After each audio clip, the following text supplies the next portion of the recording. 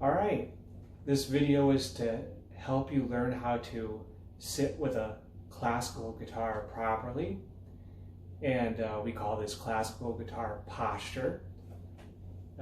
You want to feel as comfortable and natural as you can, so let's build from the bottom up with easy steps that you can remember. So right foot is flat on the floor.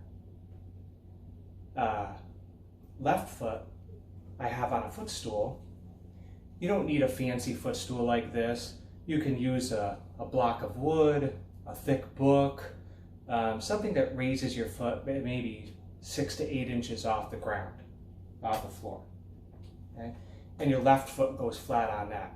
By the way, I'm sitting in a chair that has no arms on it. You should not have arms on your chair because the guitar will bump into the arms. You won't be able to sit properly. So make sure you have a chair with no arms on it. A stool is fine too, of course. So now we have our feet taken care of. We're moving up our body, and now we're to our legs, where the body of the guitar rests on the left leg, the body. The upper bout of the guitar sits on the left leg, and the waist of the guitar, this indentation in the body, the waist, sits here comfortably. My right arm, just above my elbow, right here, imagine a line, is going to touch this line just above the bridge of the guitar. If you go straight up from the bridge, just above your elbow right here, touches. So the right hand comes out right near the sound hole of the guitar. And we'll talk more about what to do with this hand in a moment. My left hand is free to grab notes here on the guitar. So I don't have to do much with that until we actually learn how to play songs. If we're moving up, you try to have a straight back if you can, so you can stay comfortable. Relax your shoulders, right? And so the guitar is actually touching here too.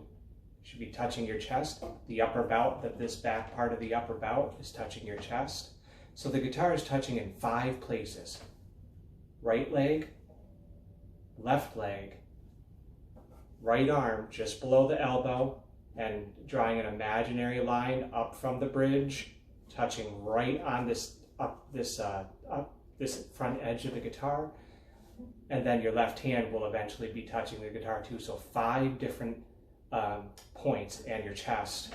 5 different points where the guitar is touching your body. And that's to keep it still while you play. That's the hardest part, is keeping the darn thing still while you play. So that's a big deal. Now, real quick, now that you are sitting properly, and we'll go through these steps one more time in just a moment, I'm going to show you what to do with your hands. So actually, let's go through the steps first one more time. So stand up and relax and see if we can build ourselves from the floor up. Right foot flat on the floor. Left foot flat on our footstool or whatever we're using to elevate our left foot. Lower bout of the guitar is touching the right leg. The upper bout, or the waist of the guitar right here between the upper and lower bout, is resting comfortably on the left leg. Right arm, just above the elbow, this imaginary line here is touching straight up from the bridge, right here on the front edge of the guitar. So the hand comes out here, the right hand, and you're going to have a slight bend in this wrist. Okay, shouldn't look like this, shouldn't be flat, a slight bend, so that when you go to grab strings, you're doing so comfortably. And the left hand will end up here somewhere. Nice straight back, relaxed shoulders. Okay, so there we are, built from the floor up. And now let's talk about what to do with our hands. On our right hand, we have P, I, M, and A. The poor pinky gets no mention because we're not going to use that to play. This will come a lot later. For right now, let's just remember P for thumb, pulgar, I, index, M, middle. You need those three. And on the guitar, you count strings from the bottom up. So this would be string 1, 2, 3, 4, 5, and 6. 6 is the thickest, 1 is the thinnest. I want you to take P and count up 1, 2, 3 strings from the bottom and put P right on that string and let it rest there. Remember, the wrist is slightly bent like this. P is resting on string 3 from the bottom. Take your I finger, index, and you're going to put it, let it rest on string 2 from the bottom. It's slightly behind P.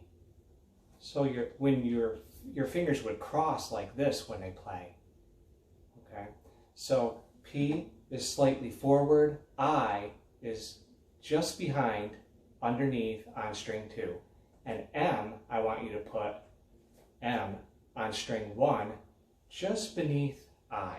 So it looks like this from that angle, and from this angle you really can't see what's going on, so it's like this. P is slightly forward, and so you have kind of like this scissor motion when you go to play notes together. And that's going to be our setup for a long time. P on string 3, I slightly behind on string 2, M slightly behind on string 1. That's going to help keep your hand still too. And remember that slight bend in your wrist to accommodate the fingers moving naturally and freely beneath.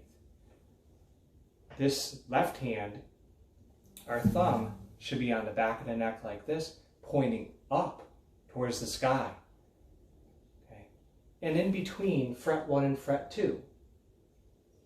So here's fret 1, right? Here's fret 2. Our thumb is behind on the neck, pointing up towards the ceiling, not over the top of the neck, but down here like this. So our fingers can curl like this on, and we can use the very fingertips to play notes. Okay? There should be space between your hand and the guitar, the neck of the guitar. There should be space here.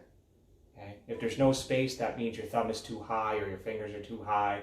You need to have space so you can curl these fingers and play notes correctly. So this is your basic setup. I'll remind you of the setup process over and over, but you can refer back to this video so you can set up properly every time.